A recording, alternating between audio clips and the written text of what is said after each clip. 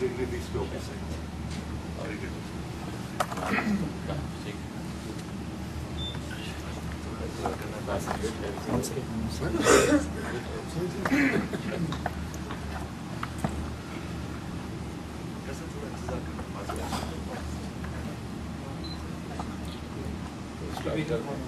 Sure.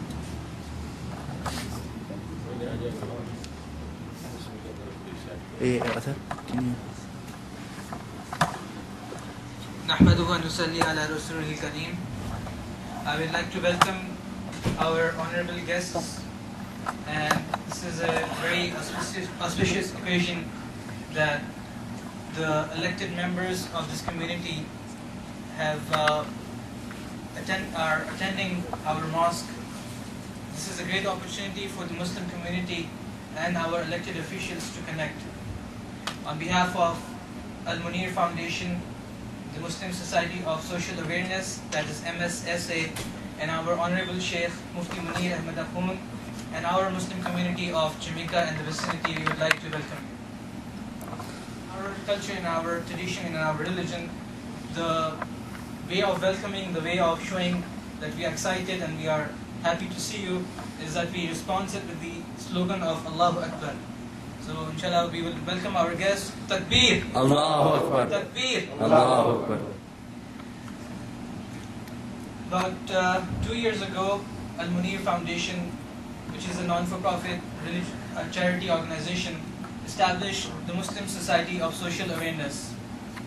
The purpose of establishing this society was to help the Muslims to assimilate and to get mingled in this melting pot of America. People have been flocking to this country to build up their lives for better opportunities. Muslims have also been coming to United States of America for, the history mentions, it's even before Columbus. And so Muslims from all over the world, whether it be Indonesia, whether it be Middle East, whether it be Russia, China, Europe, Africa, have been coming to America to build up their future and to contribute to the society as well. So the Muslims, being a fresh minority in this country, our Honorable Sheikh suggested that we build up a society of social awareness which will help us integrate into the society and help us learn how to become better citizens of this society. There are Muslims who are contributing in every walks of life. They are doctors, engineers, they are businessmen, they are cab drivers, there are people who do blue collar jobs, white collar jobs. So in every walk of life you will find Muslims contributing to the society. Now, there has been a lack where Muslims do not actively participate in the politics and the bureaucracy, do not intermingle with the bureaucracy of United States of America. And they are not contributing as much as they should be. So to fulfill this gap, the Muslim Society of Social Awareness was created to create social awareness among the Muslims that what are the things and what are the venues in which we can participate in this country and also benefit from the services that are offered by this country. I will invite our brother Sayyid Fahad Hussain to recite the Holy Quran.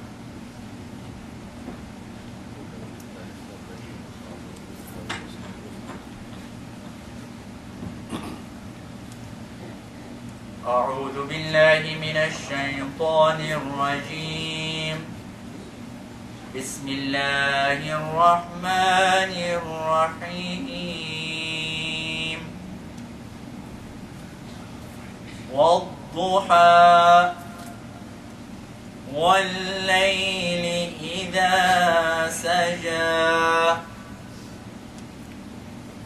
ما ودعك ربك وما قلى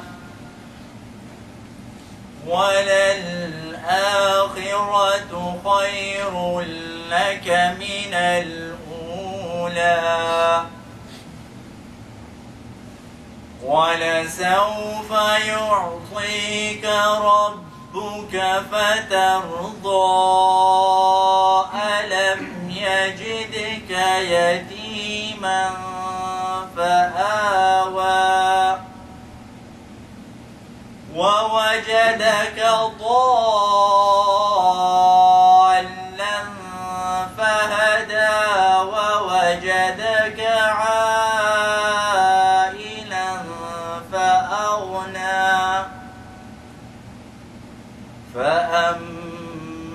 اليتيم فلا تقهر وأما السائل فلا تنهر وأما بنعمة ربك فحدث صدق الله العظيم.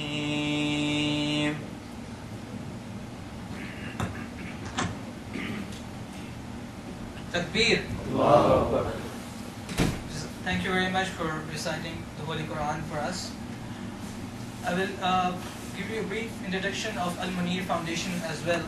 Al-Munir Foundation is a non-for-profit religious organization that was established in 2004. This organization has been actively contributing in this community, especially Jamaica and the vicinity. There are numerous programs which are going on and everybody is well aware of it. There are numerous educational services that is provided through Al-Munir Foundation. Students who need help with their homework, with their improving their maths and English, the classes are held for that. Students who need to learn the Quran and to understand Islam, many of the classes are offered in through this foundation. One of the most unique contributions of Al-Munir Foundation through our Honorable Sheikh Hazrat Mufti Munir Ahmad Akhund is that he offers special spiritual healing sessions. This is a very unique contribution which is done, and many people throughout New York and other states are benefiting from his spiritual healing. Many of us sitting over here also have benefited from his sessions. Those people who had physical ailments or they had spiritual ailments, our Shaykh, who has reached to a high spiritual rank, has helped and assisted many of us to heal spiritually and physically. And these are almost like open-eyed miracles which everybody can observe in their life. Our Shaykh is a Shaykh of a mystic circle called the Chishtiya Silsila. This is a way of teaching self-correction, that every human, he has spiritual diseases which involve being angry, being jealous, having envy, hatred. All of these elements of spiritual sicknesses are present in every human. So our Shaykh teaches us how to get rid of these negative elements from us and to inculcate the good values of ethics and good values that Islam teaches us.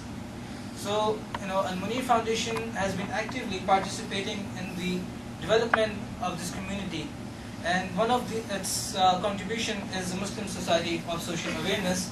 And I would like to call upon our Vice President, Mr. Bashir Badat, to come and give us a few words about MSSA. Brother Bashir.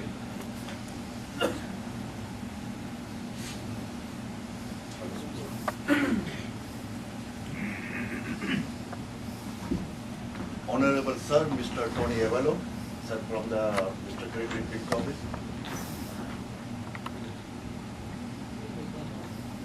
I, Mr. Bashir Gari, Vice President of the Mufti Munir Foundation, of the which we have a certificate for this position.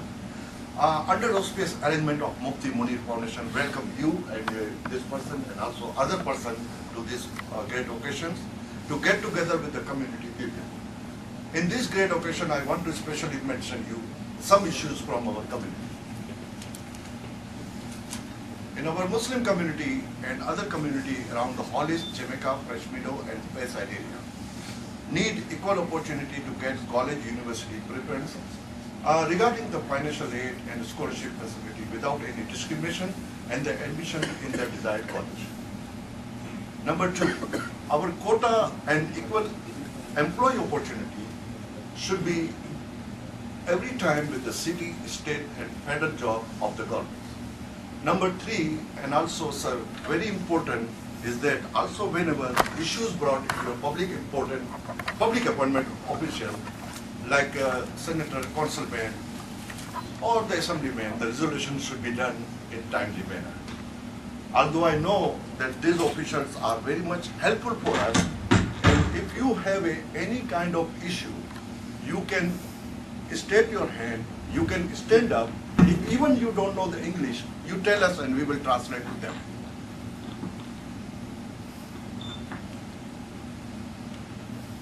Very important issues about in our community. Sir, we are requesting that 15 residence apartment of shelter, private shelter, because we Muslim people are some parda system in our community, should be allocated for women who are abused or very much low income. That's my request, and now I will ask the people, if you have any kind of question, without any hesitation, stand up or raise your hand and ask these people. Yes. Actually, we have a Q&A now.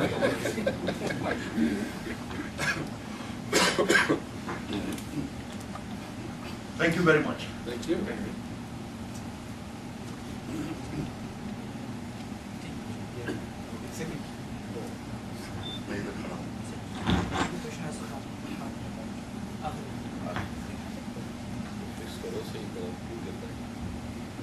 Thank you very much, Mr. Bashir, for your good words.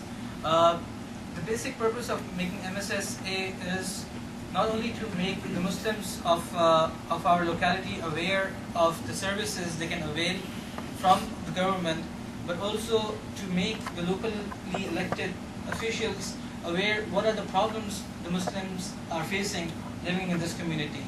So this is a two-way bridge that will help enhance our relationship and strengthen the contribution of Muslims in this country.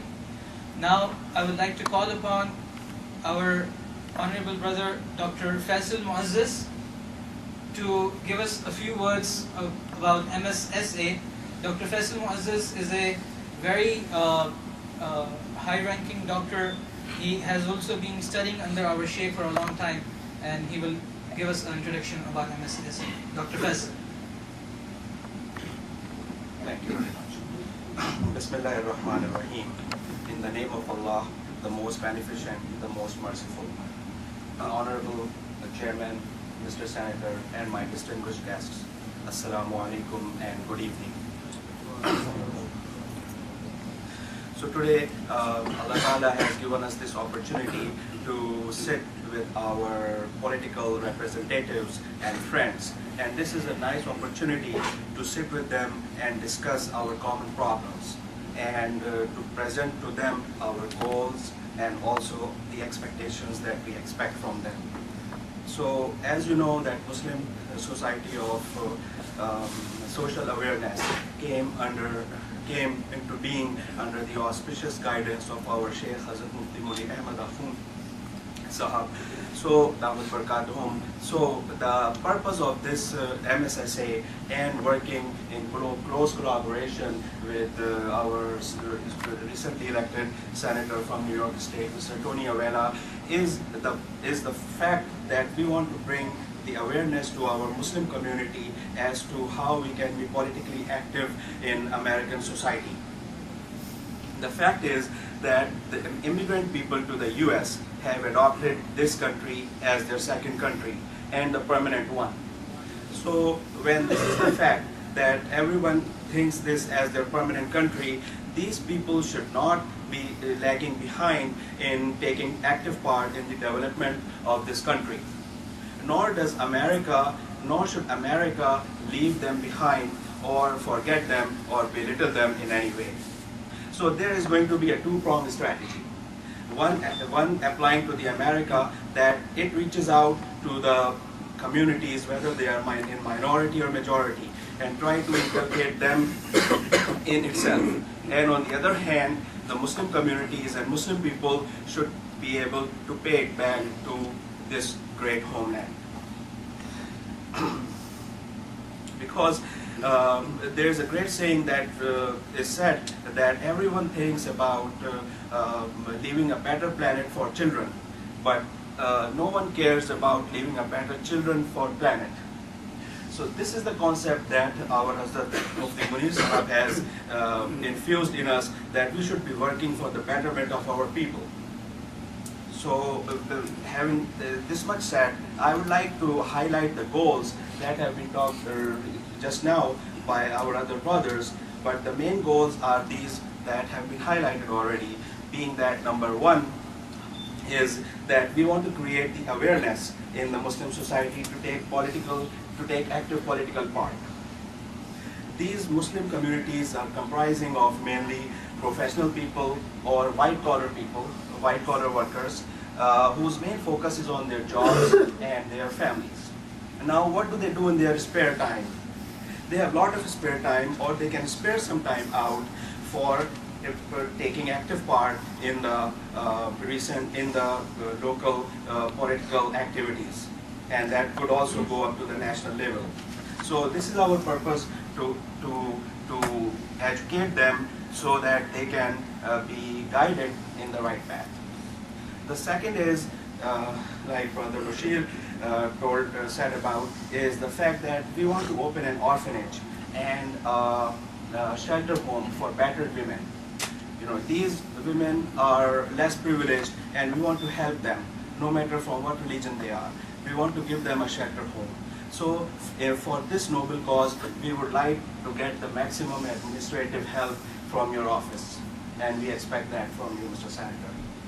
Okay, third and last but not the least is the fact that not only we want to reach out to the Muslim communities, we also want to extend our level of education, and we want to extend our cooperation to other communities in general, so that we can educate them about Islam.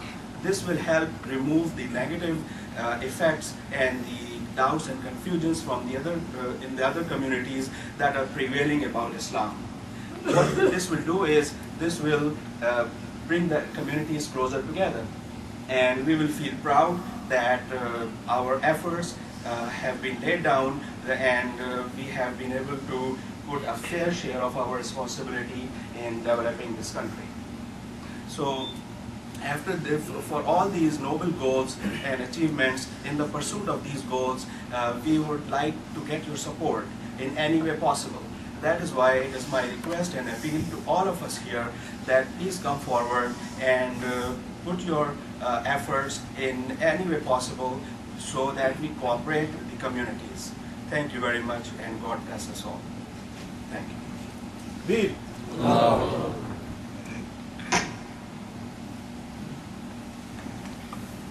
Thank you, Dr. Faisal, for mentioning and highlighting the important points of MSSA.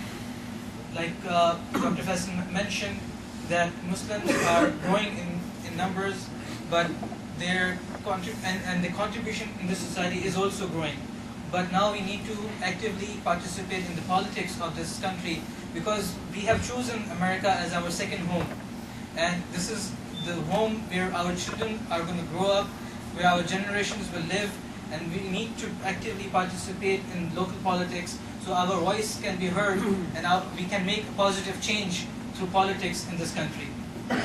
Lastly, I would like to invite Brother Jameel Ehsan. Brother Jameel is an IT specialist, and he has also been actively volunteering in Al Munir Foundation.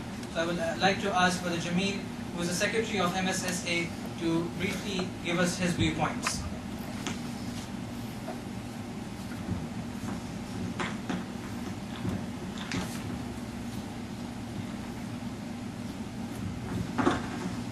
I remember a couple of months back, Mr. Tony Ovella was here during his election campaign, and my topic was immigration.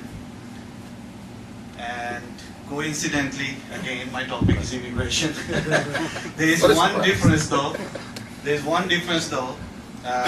In my last speech, I called him Senator-elect, and today I'm going to call him Mr. Senator Tony Ovella. So this is a big change. On behalf of Muslim Society of Social Awareness, Al Munir Foundation, my Sheikh Hazrat Munir Ahmad Akhund, and our community, I welcome Senator Mr. Tony Ovella and my respected guests to our community town hall today.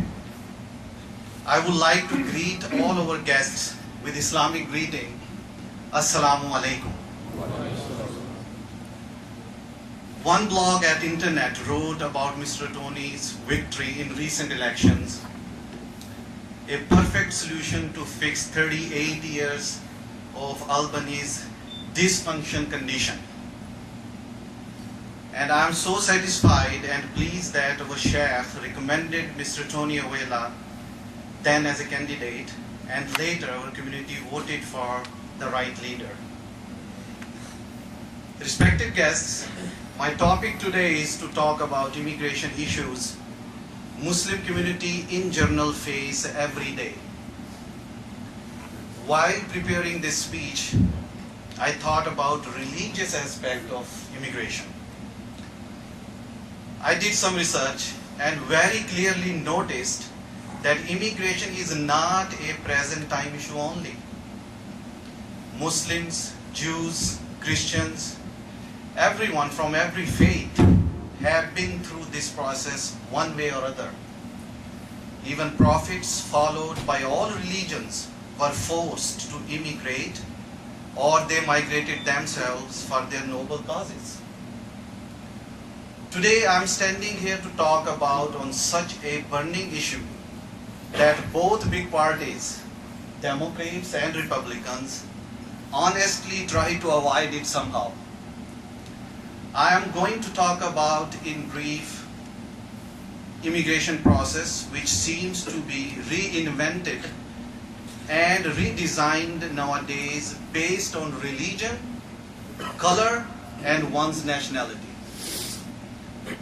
It's supposed to be an equal opportunity process based on skills, eligibility, and sometimes luck. There is nothing to hide, Mr. Tony Awela. Muslims community has been openly victimized, and profiling of Muslim immigrants have been and is almost at a stage of an accepting process now, unfortunately. All of our community living here in the United States denounce it strongly, as it is an open violation of laws of this wonderful land of immigrants and country of justice. Just to compare some situations to back up my statement which I just said, we all know 2 years back, Haiti is a country. It went through such a disaster. Thousands and hundreds lives lost due to an earthquake. Everyone felt the pain and helped them in any way they could. A special program called Haitian Immigration Legal Assistance was introduced to provide instant benefits to Haitian immigrants, legal or illegal in USA, to facilitate their traveling needs to their home country. This was such a wonderful move and everyone liked it and appreciated it. Last year, a flood almost flattened the whole country of Pakistan. According to surveys, this flood was the largest ever recorded flood in human history, way larger than the tsunami in scale. 20 million humans went homeless and there were more than 7,000 deaths across the country.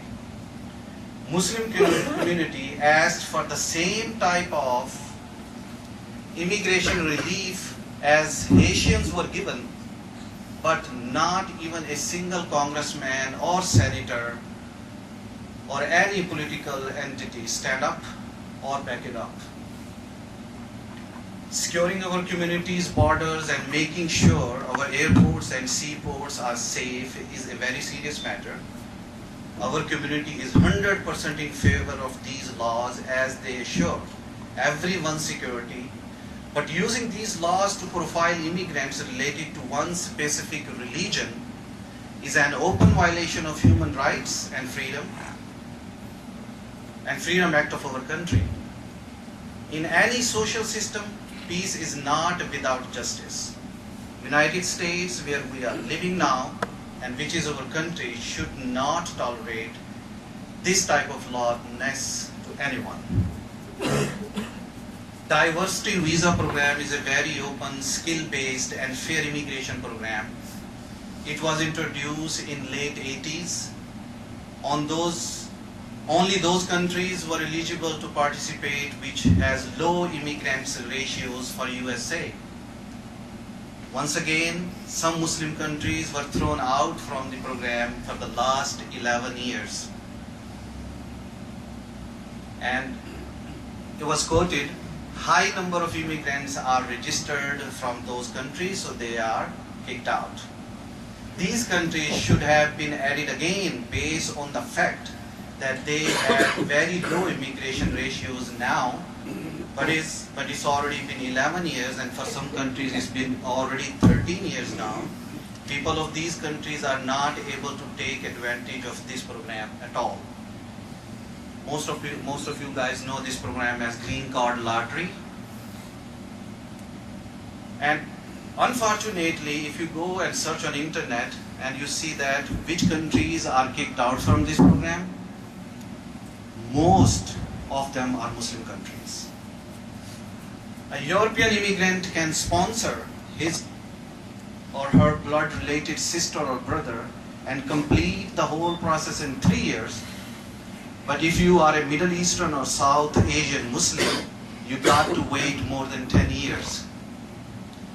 There is somewhere 1 to 2 years wait for a Muslim spouse to have his or her partner migrated to USA to start a family life, as compared to any non-Muslim couple. For them, process is somewhere between 3 to 6 months only. Delay in regular immigration applications, citizenship cases, renewal green card, hurdles, without any reason or some other to mention. At the end, Mr. Tony Ovela and other respected guests, we hope and look forward to you to become our voice everywhere, on all forums and floors, not for a specific religion community favor, but for fairness and justice, this very country, United States of America, is known for. Thank you so much.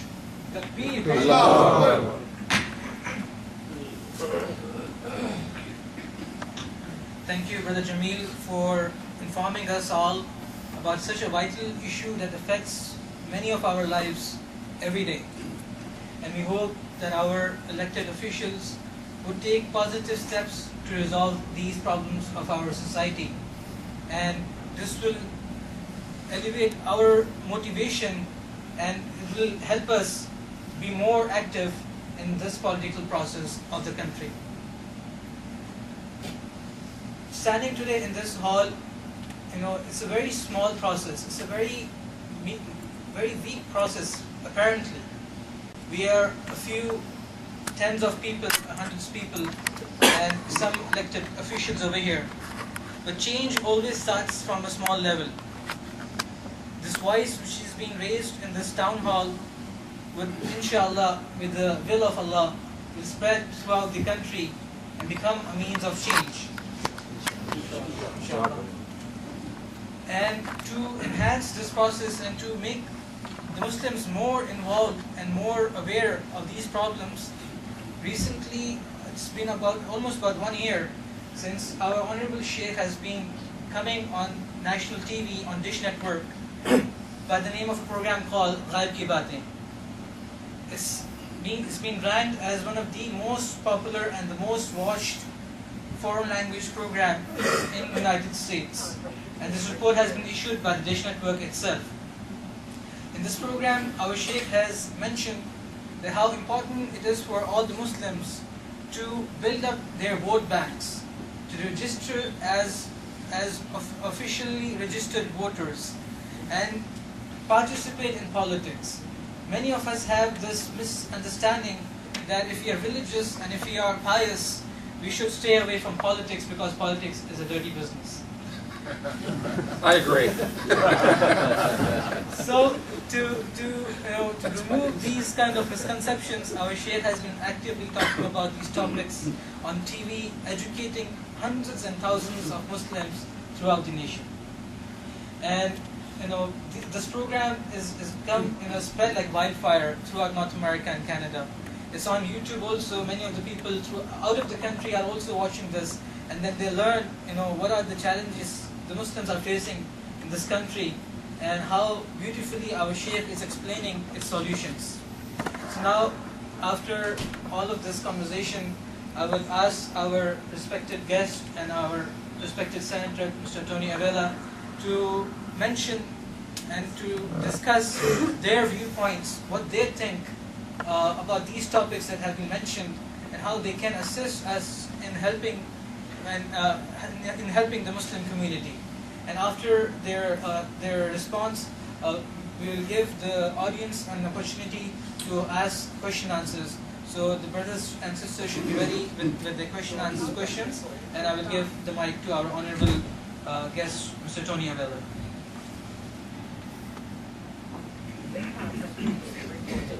Well, first of all, thank you for inviting me to be here once again, and for your kind comments and your support. If it wasn't for you, I really wouldn't be here as the state senator for the 11th senatorial district. I'd like to respond to as many. You think I'd be able to do this myself? It's interesting. Let me first respond to that comment about sometimes, especially religious organizations, not wanting to get involved in politics because it is a dirty business. I certainly agree, and it's just today I said to my wife, "Why am I doing this?" You get up, and if you want to do the right thing, it's a battle every day.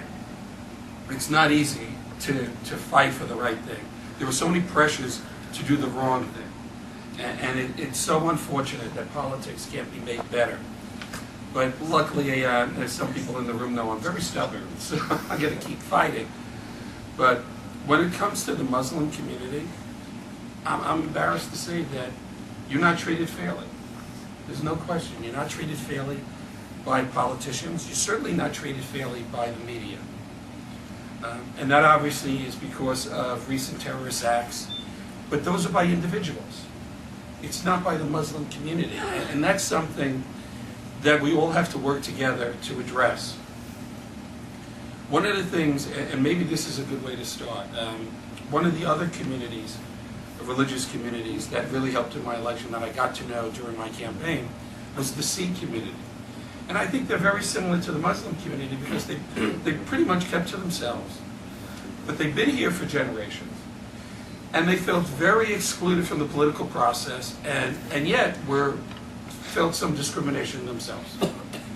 So that one of the first things I did, and I've been working on for the last year and a half, was to set up meetings with the various civic associations in the area, which are basically the white community, and members of and leaders of the Sikh community. And those meetings have actually gone very well. Because now the more established white community begins to realize, well, gee, they're just like me.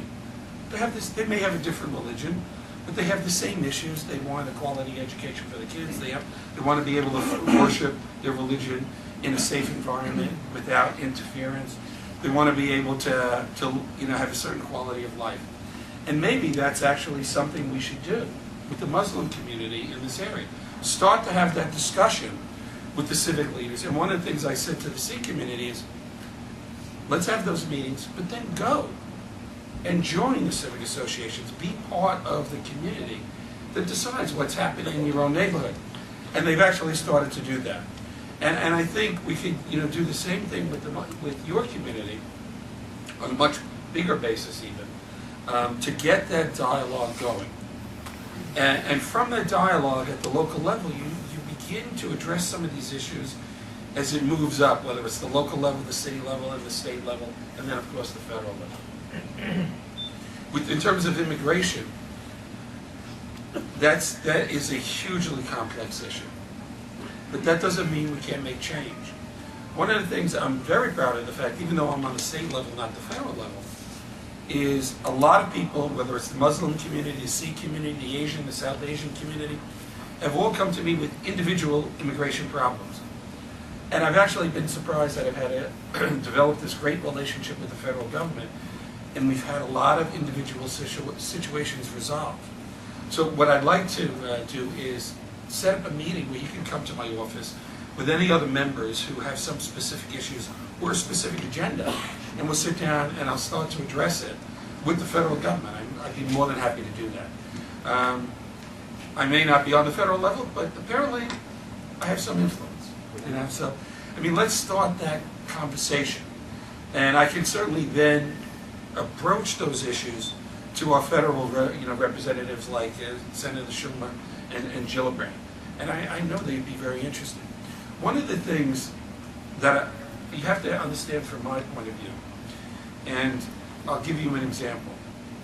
Just yesterday, I had somebody come into my office who I've known for 30 years.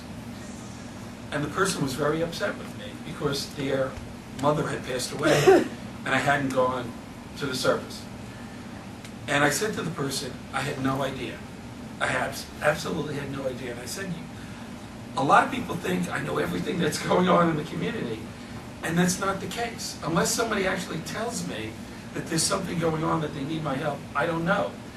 And I thought that's an important, example that I was very upset to learn this person passed away. He was a good friend. And I would certainly have gone to the service. But nobody called me on the phone to say, hey, she passed away. And it's the same thing with issues. Don't assume I know all the issues. Don't assume I know all the problems. This is a collaborative relationship where tell me the problem and you have my guarantee. I'm going to help you to the best of my ability and beyond. But don't assume that somebody else is telling me the problem, because there's always this propensity that, well, somebody else will work on this. And what happens is the other person is thinking you're going to work on this. So let's have that discussion. We'll also set up some of those civic meetings, and I think that'll be very helpful. I don't know if you're aware, but I've introduced several pieces of legislation in the Senate. One, to give the Muslim religious community, the Sikh community, the South Asian community, the same rights under the Religious Corporation Law that the Catholic and the Jewish religion have. Apparently there are some differences, and you don't have the same rights that the others do. So I've actually introduced legislation to correct that. I've also introduced legislation to give, in the educational system, the Muslim holidays, the same criteria as the Jewish and Catholic holidays. So I'm trying to push those things along so that you get the same treatment as the Catholic religion, as the Jewish religion. Thank you. But I need your help. Because, in fact, in terms of the religious corporation bill, I'm actually going to be calling you when we have a press conference up in Albany. Because I think people need to know that there's discrimination, even in the religious corporation law of this country, that you're not being treated fairly. But I need your help sometimes to call other elected officials and say, this is important to us. So, and I also want you to understand something. I don't care what type of problem you have. Even if you have, it's a pothole in front of your house. Or maybe your family has a problem with the health insurance. Whatever it is, call me. Call my office. Because I'm here to help. And there's no problem too small and there's no problem too big. I mean, and nobody who calls my office ever gets the runaround. I'm not going to be the one to tell you, well, it's not me, call this other person. I'll do the runaround. I'll call that other person if there has to be another person. But you need to let me know what the problem is. And if you want to remain confidential, that's fine. I'll do that too. But I can tell you, constituent service and helping individuals with their individual problems is a big thing for me, because that's why I'm here. I'm here to help you with the system. And I don't care whether it's city, state, or federal. Consider me your ally in this, whatever problem you may have, on the bigger issues, but also on the smaller issues. And once again, I'd be happy to take questions after.